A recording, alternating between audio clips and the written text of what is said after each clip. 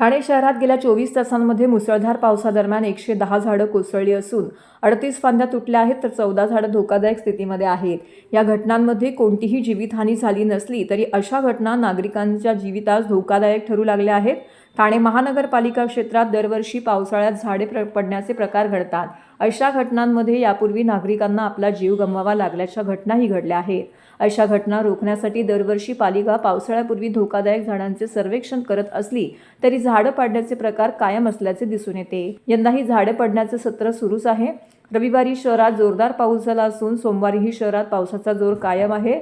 सोसाट्याच्या वाऱ्यांसह पाऊस पडत आहे. मुसळधार पाऊस आणि सोसाट्याच्या वाऱ्यांमुळे ठाणे शहरामध्ये झाडे कोसळण्याच्या घटनांमध्ये मोठी वाढ झाली आहे.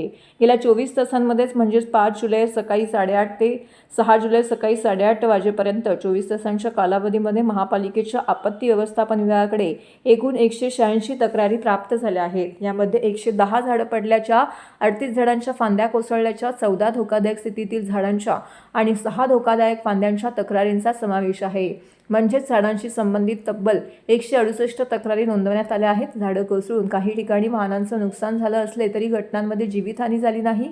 महापालिकेच्या आपत्ती व्यवस्थापन विभाग, अग्निशामक दल आणि उद्यान विभागाच्या पथकांनी तातडीने घटनास्थळी धाव घेत झाडं बाजूला करण्याचं काम केलं आहे.